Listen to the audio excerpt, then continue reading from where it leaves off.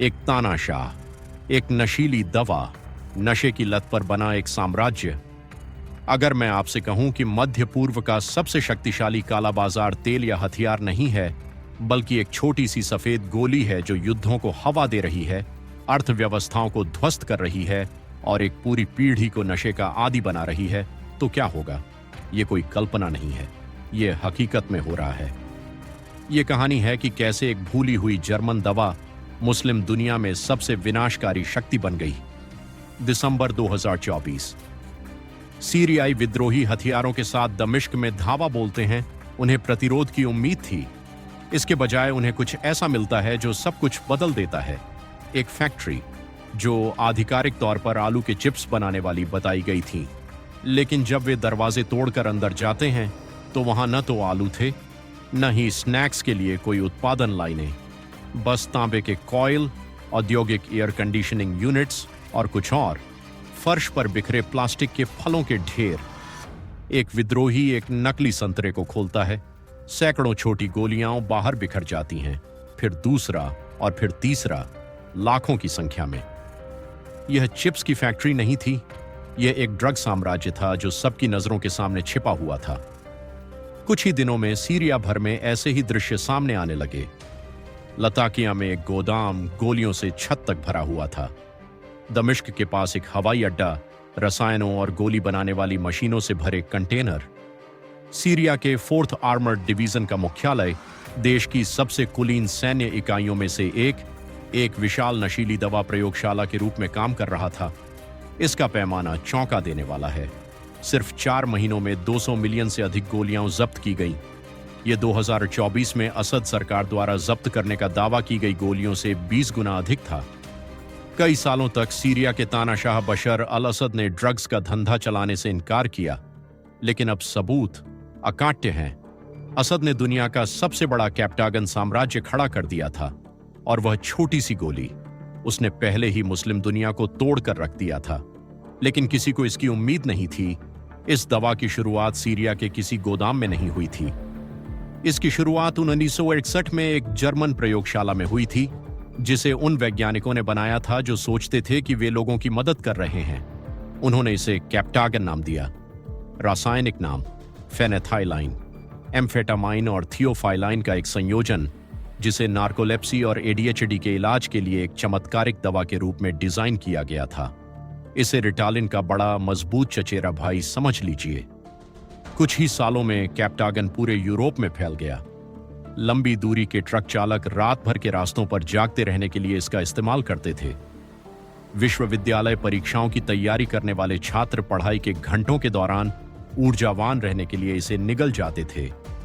कुछ रिपोर्टें बताती हैं कि सैन्य कर्मियों ने कठिन अभियानों के दौरान अत्यधिक सतर्कता बनाए रखने के लिए प्रशिक्षण अभ्यासों के दौरान इसके साथ प्रयोग किए। डॉक्टरों को यह पसंद आया। मरीज शुद्ध एम्फेटामाइन के उच्च रक्तचाप के झटके के बिना घंटों तक सतर्क, केंद्रित और उत्पादक रह सकते थे। यह एक उत्तम औषधीय समाधान जैसा लगा। सभी लाभ, कम दुष्प्रभाव। 1960 और 70 के दशक में हुए नैदानिक परीक्षणों ने आशाजनक परिणाम दिखाए।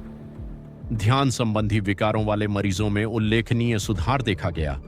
पुराने थकान से पीड़ित लोगों ने नई ऊर्जा की सूचना दी। लगभग 2 दशकों तक कैप्टागन को पूरे यूरोप और मध्य पूर्व के कुछ हिस्सों में एक वैध दवा के रूप में निर्धारित किया गया। लेकिन फिर लोगों ने कुछ गलत होता देखा, बहुत गलत। उपयोगकर्ताओं को मतिभ्रम, हिंसक प्रकोप, व्यामोह का अनुभव होने लगा, और सबसे बुरा यह कि वे इसे लेना बंद नहीं कर सकते थे। इसकी नशे की लत लगने की संभावना बहुत अधिक थी। 1946 तक विश्व स्वास्थ्य संगठन ने पर्याप्त देख लिया था। कैप्टागन को चिकित्सीय उपयोग के लिए बहुत खतरनाक घोषित कर दिया गया। इसका उत्पादन आधिकारिक तौर पर बंद हो गया। दवा को दुनिया भर में प्रतिबंधित कर दिया गया। यह कहानी का अंत होना चाहिए था, लेकिन यह तो शुरुआत भी नहीं थी, क्योंकि जब वैध दवा कंपनियों ने कैप्टागन बनाना बंद कर दिया तो किसी और ने इसमें एक अवसर देखा।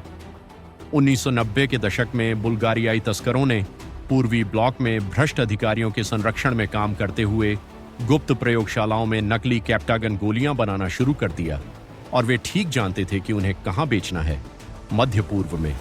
लेकिन वहीं क्यों? एक प्रतिबंधित जर्मन दवा के लिए मुस्लिम दुनिया को सही बाजार किसने बनाया? इसका उत्तर उन कारकों के एक अनूठे टकराव में छिपा है जिसकी किसी ने कल्पना भी नहीं की थी। सऊदी अरब जैसे देशों में इस्लामी कानून शराब और नशीले पदार्थों पर सख्त प्रतिबंध लगाता है। इसके लिए दंड गंभीर हैं, कारावास, सार्वजनिक कोड़े मारना, यहां तक कि मृत्युदंड भी। लेकिन कैप्टागन ये कुछ ऐसा लेकर आया जो अन्य सड़क पर मिलने वाली नशीली दवाओं के पास नहीं था। वैधता। यह एक दवा थी, एक औषधीय उत्पाद जिसे डॉक्टरों द्वारा निर्धारित किया गया था। यह किसी बेसमेंट में बनाई गई कोई कुख्यात सड़क छाप दवा नहीं थी। जैसा कि ड्रग नीति विशेषज्ञ कैरोलिन रोज बताती हैं, चूंकि कैप्टागन का एक अवैध इतिहास रहा है, 1960 के दशक से लेकर 1980 के दशक के मध्य तक एक औषधीय वस्तु होने के कारण कैप्टागन लेने में कलंक भी कम है। खाड़ी के कई युवा लोगों के लिए उन्हें ऐसा नहीं लगा कि वे ड्रग्स ले रहे थे, वे बस एक गोली ले रहे थे, एक प्रदर्शन बढ़ाने वाला, कुछ ऐसा जो उन्हें पढ़ने, काम करने या रात गुजारने में मदद करे, और इसके प्रभाव वे लुभावने थे। कैप्टागन ऊर्जा और आत्मविश्वास का एक शक्तिशाली उछाल देता है। उपयोगकर्ता जागृत, केंद्रित, बातूनी, यहां तक कि उत्साहपूर्ण महसूस करते हैं। यह भूख को दबाता है और नींद को पूरी तरह खत्म कर देता है। परीक्षा से पहले रात भर जागकर पढ़ाई करने वाले छात्रों के लिए यह एक गुप्त हथियार बन गया। चिलचिलाती गर्मी में दोहरी शिफ्ट में काम करने वाले निर्माण श्रमिकों और ट्रक ड्राइवरों के लिए यह जीने का सहारा था। रूढ़िवादी खाड़ी समाजों में धनी युवाओं के लिए जो सुबह तक पार्टी करने और नाचने का गुप्त तरीका ढूंढ रहे थे, शराब की कोई गंध नहीं आने के साथ यह बिल्कुल सही था। गोलियां सस्ती भी थीं, प्रत्येक केवल 10 से 20 डॉलर की, कोकीन से कहीं अधिक सस्ती। 2000 के दशक की शुरुआत तक इसकी मांग तेजी से बढ़ रही थी। कैप्टागन ने पूरे क्षेत्र में कई उपनाम हासिल किए, अरबी में अबू हिलालैन, जिसका अर्थ है दो चांद वाला, कई गोलियों पर मुद्रित लोगों का जिक्र करते हुए। कुछ इसे सिर्फ लिफात कहते थे। सऊदी अरब में युवा बेरोजगारी और अत्यधिक बोरियत ने इसके लिए बिल्कुल सही परिस्थितियां पैदा की। एक उभरती हुई पीढ़ी जो सख्त सामाजिक मानदंडों और आधुनिक जीवन के आकर्षण के बीच फंसी हुई थी, तेजी से इस छोटी सी गोली को एक मुक्ति के रूप में देखने लगी। यहां तक कि क्षेत्र के युद्ध के मैदान भी अछूते नहीं थे। सीरियाई गृहयुद्ध के दौरान खबरें सामने आईं कि आईएसआईएस लड़ाकों को लड़ाइयों से पहले कैप्टागन की गोलियां दी जा रही थीं ताकि उनकी आक्रामकता बढ़ाई जा सके और उनके डर को खत्म किया जा सके। असद समर्थक मिलिशिया ने इसका इस्तेमाल किया। हिजबुल्लाह के गुरिल्ला कथित तौर पर बिना आराम किए दिनों तक लड़ने के लिए इस पर निर्भर थे। कैप्टागन को जिहादी दवा के रूप में जाना जाने लगा, एक गोली जो एक लड़ाके को अजेय महसूस करा सकती थी। लेकिन जैसे जैसे मांग बढ़ी, वैसे वैसे कुछ और भी अधिक भयावह बढ़ता गया, क्योंकि एक तानाशाह इस बढ़ते बाजार को देख रहा था और कुछ ऐसा देख रहा था जो किसी और ने नहीं देखा। सिर्फ मुनाफा नहीं, बल्कि एक फायदा। 2011 में सीरिया नरक में उतरने वाला था। बशर अल असद की शांतिपूर्ण विरोध प्रदर्शनों पर क्रूर कार्रवाई पूर्ण गृहयुद्ध में बदल गई। अगले दशक में असद ने इतिहास के सबसे क्रूर तानाशाहों में अपना स्थान बना लिया। अपने ही लोगों को प्रताड़ित करना और उन पर बमबारी करना, रासायनिक हथियारों का उपयोग करना और ईरान, हिजबुल्लाह और रूस द्वारा समर्थित होना। लेकिन जैसे जैसे सीरिया जल रहा था, असद की सरकार को एक अलग तरह के संकट का सामना करना पड़ा। पैसे का संकट। अंतर्राष्ट्रीय प्रतिबंधों ने अर्थव्यवस्था को कुचल दिया। युद्ध की लागत ने जो कुछ बचा था उसे खत्म कर दिया। पारंपरिक उद्योग, तेल, पर्यटन, कृषि ढह गए। दमिश्क सैनिकों को भुगतान करने और वफादारी नेटवर्क को बनाए रखने के लिए नकदी के लिए बेताब था। असद को एक सहारा चाहिए था और उसे वह सबसे अप्रत्याशित जगह पर मिला, ड्रग्स। कैप्टागन एकदम सही था। इसे अस्थायी प्रयोगशालाओं में सस्ते में बनाया जा सकता था। पास के खाड़ी देशों में बढ़ती मांग ने भारी मुनाफे की गारंटी दी, और शायद असद के लिए सबसे आकर्षक बात यह थी कि इसे नकारा जा सकता था।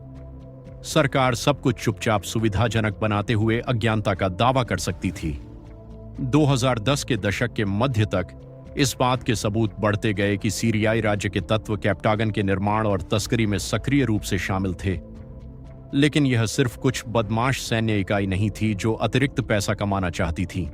यह सीधे शीर्ष तक गया था। असद के अपने भाई माहिर अल असद, कुलीन 4th आर्मर्ड डिवीजन के कमांडर, को बार बार उत्पादन और तस्करी अभियानों को ऑर्केस्ट्रेट करने वाले एक सरगना के रूप में नामित किया गया।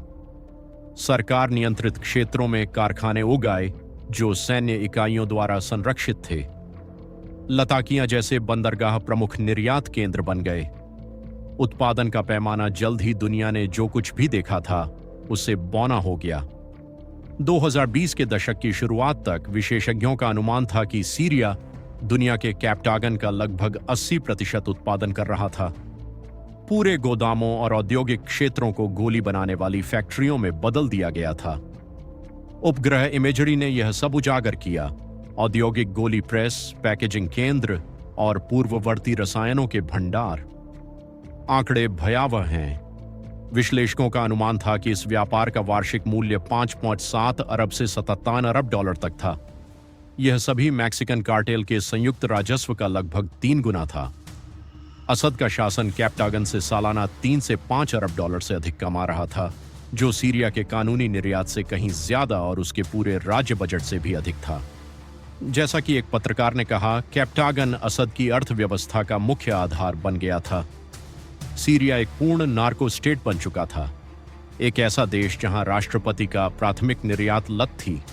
लेकिन सबसे चौंकाने वाली बात क्या थी? ये गोलियां वे बाहर कैसे निकालते थे? तस्करी नेटवर्क सीरिया से एक काले दिल की धमनियों की तरह फैल गए। ये रास्ते आमतौर पर जॉर्डन से होकर दक्षिण में सऊदी अरब या पश्चिम में लेबनान से होकर समुद्र के रास्ते अन्य खाड़ी देशों तक जाते थे। तस्करों के काफिले सीरियाई जॉर्डन रेगिस्तान को पार करते थे, कभी कभी सीमा गश्ती दल के साथ घातक गोलीबारी में भी उलझ जाते थे। जॉर्डन ने अपनी सीमा सुरक्षा मजबूत की और 2022 तक नशीली दवाओं के तस्करों के खिलाफ देखते ही गोली मारने के नियम अपना लिए। जनवरी 2022 की एक घटना में जॉर्डन के बलों ने सीमा पर कई अलग अलग स्थानों पर 27 तस्करों को मार गिराया। एक जॉर्डन के कमांडर का अनुमान था कि अकेले दक्षिणी सीरिया से 160 अलग अलग तस्करी समूह काम कर रहे थे। लेकिन यहीं पर तस्करों ने रचनात्मकता दिखाई। हैरतअंगेज रचनात्मकता। वे नकली संतरे और प्लास्टिक के अनार के अंदर गोलियां छिपाते थे, असली फलों के बीच मिलाकर सीमा शुल्क निरीक्षकों को धोखा देने के लिए।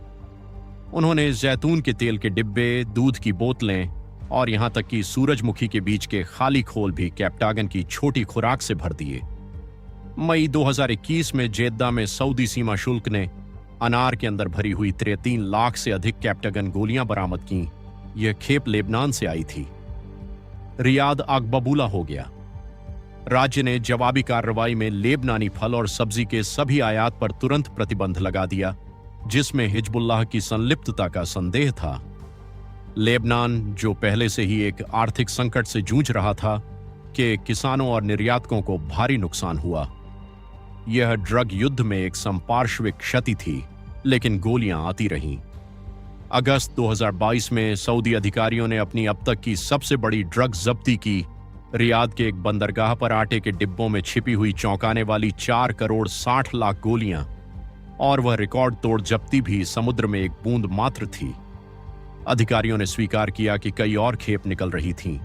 नकली तांबे की तारों में छिपी गोलियां, औद्योगिक कागज के रोल, रबर के टायर, स्टील के कॉकव्हील, सोफे, यहां तक कि मलेशिया तक भेजे गए इलेक्ट्रॉनिक उपकरण भी। तस्कर हमेशा एक कदम आगे थे और हर सफल खेप के साथ नुकसान और बढ़ता गया, क्योंकि ये गोलियां केवल सीमाओं पर ही नहीं पकड़ी जा रही थीं, वे अपने ठिकानों तक पहुंच रही थीं, लाखों की संख्या में, और एक पूरी पीढ़ी इसकी कीमत चुका रही थी। 2023 तक सऊदी अरब ने एक भयावह पहचान हासिल कर ली थी। दुनिया में कैप्टागन उपयोगकर्ताओं की सबसे अधिक संख्या वाला देश। इस बात पर गौर करें, खाड़ी का सबसे धनी देश, इस्लाम के सबसे पवित्र स्थलों का घर, दुनिया के सबसे सख्त नशीली दवाओं के कानूनों वाला एक राज्य, और फिर भी सैकड़ों हजारों सऊदी नियमित रूप से कैप्टागन का उपयोग कर रहे थे। 2015 के आंकड़ों से पता चला कि सऊदी अरब में 12 से 22 वर्ष की आयु के 40% नशीले पदार्थों के उपयोगकर्ता फेनेथिलिन के आदी थे। राज्य के सख्त धार्मिक प्रतिबंधों के बावजूद, या शायद उन्हीं के कारण, गोलियां भूमिगत पार्टियों, विश्वविद्यालय के छात्रावासों में और निर्माण स्थलों पर फैल गईं। लेकिन ये आंकड़े यह नहीं बताते कि जमीन पर लत वास्तव में कैसी दिखती है। अहमद से मिलिए। वह 22 साल का है, रियाद में रहता है और इंजीनियरिंग की पढ़ाई कर रहा है। उसने एक महत्वपूर्ण परीक्षा से पहले अपनी पहली कैप्टागन गोली ली। केवल ध्यान केंद्रित रखने के लिए उसने खुद से कहा। इसने काम किया। उसने परीक्षा में टॉप किया, तो उसने अगली परीक्षा से पहले एक और ली, फिर एक स्टडी सेशन से पहले, फिर बस दिन बिताने के लिए। कुछ ही महीनों में अहमद को सामान्य महसूस करने के लिए कैप्टागन की आवश्यकता पड़ने लगी। इसके बिना वह ध्यान केंद्रित नहीं कर पाता था, खा नहीं पाता था, ठीक से सो नहीं पाता था। उसके हाथ कांपते थे, उसका दिमाग भ्रमपूर्ण विचारों से दौड़ने लगता था। उसने कक्षाएं छोड़ना शुरू कर दिया, अपने परिवार से झूठ बोलने लगा कि पैसा कहां जा रहा था। उसकी कहानी अनोखी नहीं है, यह खाड़ी के घरों में दोहराई जा रही है। पिता को पता चलता है कि उनके बेटे गोलियां खरीदने के लिए चोरी कर रहे हैं। माताएं अपनी बेटियों को लत में डूबते हुए देखती हैं। परिवार शर्म, क्रोध और मदद की हताशा के बीच फंसे हुए हैं। मनोवैज्ञानिक प्रभाव विनाशकारी है। उपयोगकर्ता हिंसक मिजाज परिवर्तन की रिपोर्ट करते हैं। लोगों के उनका पीछा करने के मतिभ्रम, मजबूर करने वाले व्यवहार जो रिश्तों को नष्ट करते हैं। कुछ दिनों तक बिना सोए आपातकालीन कक्षों में पहुंच जाते हैं, इस बात पर यकीन करते हुए कि उनका शिकार किया जा रहा है। रूढ़िवादी समाजों में जहां मानसिक स्वास्थ्य पर शायद ही कभी खुलकर चर्चा होती है और लत भारी बदनामी लाती है, कई लोग मदद मांगने के बजाय खामोशी में पीड़ित रहते हैं। कैप्टागन के आसपास की काला बाजार अर्थव्यवस्था में विस्फोट हुआ है। एनक्रिप्टेड ऐप्स के माध्यम से काम करने वाले डीलर, पार्किंग लॉट में गोलियों का लेन देन, अगली पीढ़ी की लत को बढ़ावा देने के लिए बने पूरे भूमिगत नेटवर्क। एक सऊदी क्लिनिक निदेशक ने बताया कि कैप्टागन सऊदी युवाओं के बीच सबसे अधिक दुरुपयोग की जाने वाली दवा बन गई थी, जो शराब या भांग से भी अधिक लोकप्रिय थी। और यह केवल सऊदी अरब तक ही सीमित नहीं था। यूएई, कुवैत, कतर और बहरीन में अधिकारियों ने कैप्टागन की तस्करी और खपत में बढ़ते रुझानों की सूचना दी। जॉर्डन में, जो तस्करी की अग्रिम पंक्ति पर स्थित है, कैप्टागन स्थानीय आबादी में भी जड़ें जमाने लगा था। कुवैत सिटी से अम्मान तक के पुनर्वास केंद्रों ने एम्फेटामिन की लत के लिए मदद मांगने वाले मरीजों में वृद्धि की सूचना दी। अम्मान का अल रशीद अस्पताल जॉर्डन और खाड़ी दोनों से कैप्टागन के आदी लोगों के इलाज के लिए एक क्षेत्रीय केंद्र बन गया। परिवार टूट रहे थे, बेटे बेटियां नशे की लत में पड़ गए। ऐसे समाजों में अपनी आदतों को छुपा रहे थे जहां नशीली दवाओं के उपयोग को भारी कलंक माना जाता है। एक जॉर्डन के अधिकारी ने दुख व्यक्त किया, नशीली दवाएं हमारे परिवारों, नैतिकता और मूल्यों को नष्ट कर रही हैं। मानसिक स्वास्थ्य विशेषज्ञों ने कैप्टागन के अस्थिर करने वाले प्रभाव की चेतावनी दी। लंबे समय तक इसका दुरुपयोग मनोविकृति, हिंसक व्यवहार, अपरिवर्तनीय मस्तिष्क क्षति का कारण बन सकता है। रूढ़िवादी अरब दुनिया में कभी अकल्पनीय दृश्य, युवाओं का ओवरडोज लेना, नशीली दवाओं के कब्जे के लिए गिरफ्तार होना परेशान करने वाले रूप से सामान्य हो गए। और जो इसे और भी बदतर बनाता है वह ये है, जैसे जैसे अधिकारी कैप्टागन पर नकेल कसते हैं, कई उपयोगकर्ता कुछ और खतरनाक चीजों की ओर रुख कर रहे हैं। Crystal methamphetamine. मैथ कैप्टागन से बनाना सस्ता है। इसे आसानी से उपलब्ध रसायनों के साथ रसोई की प्रयोगशालाओं में बनाया जा सकता है और यह मन और शरीर के लिए और भी अधिक लत लगाने वाला और विनाशकारी है। स्वास्थ्य विशेषज्ञों को डर है कि मध्य पूर्वी सरकारें, जो पहले से ही कैप्टागन की लहर से अप्रत्याशित रूप से घिर गई थीं, मैथ संकट के लिए पूरी तरह से तैयार नहीं हैं। जैसा कि एक शोधकर्ता ने गंभीरता से उल्लेख किया, वे कैप्टागन के लिए तैयार नहीं थे और मैथ पुनर्वास और नुकसान कम करने की चुनौती को नाटकीय रूप से बदतर बना सकता है। लेकिन असद केवल पैसे कमाने के लिए नशीली दवाएं नहीं बेच रहे थे, वह कुछ और भी अधिक सुनियोजित कर रहे थे। वह उन्हें हथियार बना रहे थे। पड़ोसी देशों को कैप्टागन से भरकर असद के सीरिया ने ऐसा प्रभाव बनाया जिसे कोई भी सैन्य बल नहीं खरीद सकता था। खाड़ी में लाखों नशेड़ी युवाओं के उदय ने दमिश्क को एक शक्तिशाली सौदेबाजी का हथियार दिया। संदेश स्पष्ट था, यदि आप नशीली दवाओं के प्रवाह को रोकना चाहते हैं तो आपको हमारे साथ व्यवहार करना होगा। अरब सरकारों को एक परेशान करने वाली सच्चाई का एहसास हुआ। केवल असद ही कैप्टागन के नल को बंद कर सकते थे जो उनके समाजों को परेशान कर रहा था। उन्हें एक तानाशाह द्वारा ब्लैकमेल किया जा रहा था जो लत को एक हथियार के रूप में इस्तेमाल कर रहा था, और यह रणनीति काम कर गई। कई सालों के अलगाव के बाद प्रदर्शनकारियों का नरसंहार करने के लिए अरब लीग से निष्कासित किए जाने के बाद असद को क्षेत्रीय दरवाजे फिर से खुलते हुए मिले। इसलिए नहीं कि किसी ने उसके अत्याचारों को माफ कर दिया था, बल्कि कैप्टागन संकट के कारण। मई 2023 में जब अरब लीग सीरिया को फिर से शामिल करने पर बहस कर रही थी, तो कैप्टागन का मुद्दा सबसे आगे था।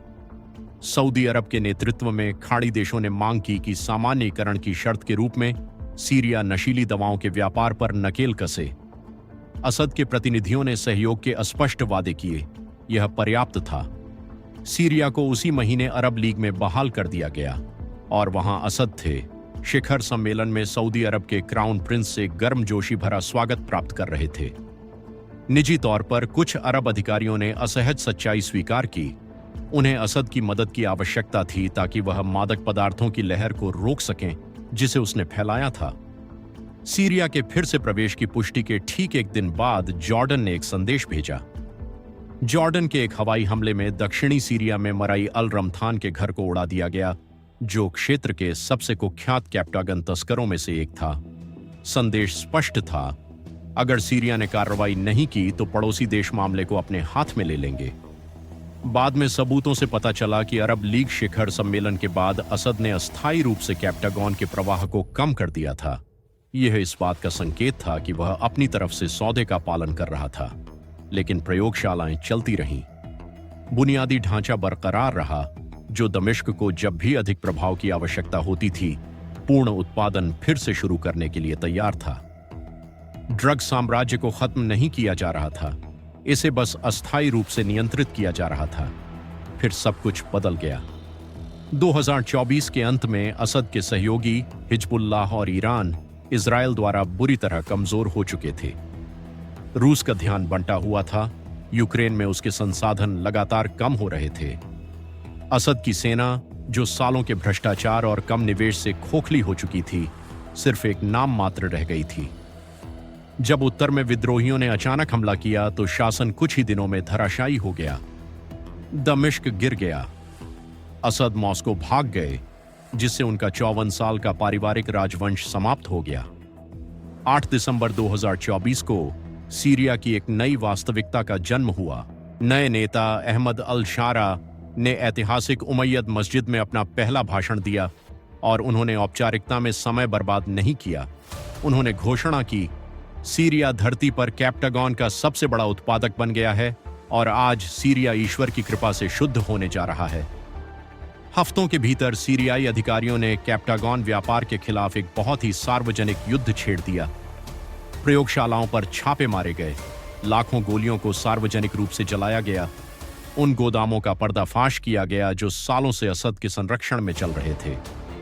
जून 2025 तक गृह मंत्री अनस खत्ताब ने घोषणा की कि सीरिया भर में सभी झात कैप्टागन उत्पादन सुविधाओं को ध्वस्त कर दिया गया है। दमिश्क के ग्रामीण इलाकों, लेबनानी सीमा के किनारे, भूमध्य सागरीय तट पर दर्जनों कारखाने सभी बंद कर दिए गए। इसके बाद बड़ी बड़ी जब्तियां हुईं।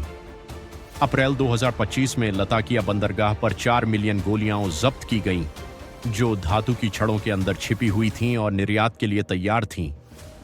मई में अलेप्पो में 9 मिलियन गोलियां जब्त की गईं, जिनमें से 5 मिलियन पहले ही तुर्की में तस्करी की जा चुकी थी। सीरिया से कैप्टागन का प्रवाह अनुमानित 90% कम हो गया। जीत है ना? बिल्कुल नहीं, क्योंकि असद के जाने और उसकी फैक्ट्रियां जलने के बावजूद कैप्टागन की समस्या अभी खत्म नहीं हुई है। वास्तव में यह और भी बदतर हो सकती है। असल में क्या हो रहा है यह यहां बताया गया है। सीरिया की बड़ी फैक्ट्रियां भले ही बंद हो गई हों, लेकिन पूरे क्षेत्र में इसकी मांग अभी भी बनी हुई है और इन गोलियों को बनाने की विशेषज्ञता भी मौजूद है। एक शासन द्वारा उत्पादन पर हावी होने के बजाय यह व्यापार अब छोटे छोटे हिस्सों में बंट रहा है। छोटे खिलाड़ी, बचे हुए शासन के वफादार, आपराधिक गिरोह और नए मिलिशिया सीरिया और पड़ोसी देशों के दूर दराज के कोनों में छोटे पैमाने की प्रयोगशालाएं स्थापित कर रहे हैं। मई 2025 में लेबनानी अधिकारियों ने सीरियाई सीमा के पास हरमेल क्षेत्र में एक गुप्त कैप्टागन प्रयोगशाला का पता लगाया। उन्होंने 1 महीने पहले एक ट्रक जब्त किया था जिसमें सिंथेटिक एम्फेटामिन के निर्माण के लिए उपकरण और रसायन भरे हुए थे। मार्च 2025 में इराकी सुरक्षा बलों ने एक ट्रक के अंदर 7 मिलियन से अधिक कैप्टागॉन गोलियां जब्त की, जो सीरिया से चला था, तुर्की से गुजरा था और इराकी सीमा पर पहुंचा था। हाल के वर्षों में यह इराक में सबसे बड़ी जब्तियों में से एक थी। जॉर्डन लगातार खेपों को रोक रहा है। मई 2025 में जॉर्डन के सैनिकों ने सीरियाई क्षेत्र में गहरे तक घुसकर तस्करों से मुकाबला किया और बड़ी मात्रा में ड्रग्स जब्त करने में सफल रहे। गोलियां अभी भी बह रही हैं, बस अब अलग अलग हाथों से। इन छोटे ऑपरेशनों का पता लगाना कठिन है। वे व्यक्तिगत रूप से कम मात्रा में उत्पादन करते हैं, लेकिन सामूहिक रूप से वे लाखों गोलियों को प्रचलन में रख सकते हैं। और क्योंकि उत्पादन का ज्ञान अब विकेंद्रीकृत हो गया है, इसे पूरी तरह से खत्म करने के लिए सीमा सुरक्षा और क्षेत्रीय समन्वय के ऐसे स्तर की आवश्यकता होगी जो युद्ध से तबाह लेवेंट में लगभग असंभव है। फिर एक और भी अधिक भयावह संभावना है जिसका हमने पहले उल्लेख किया था। यदि कैप्टागॉन बहुत दुर्लभ या महंगा हो जाता है तो उपयोगकर्ता कुछ और ढूंढेंगे, और वह कुछ और पहले से ही यहां है। Crystal meth. इसे बना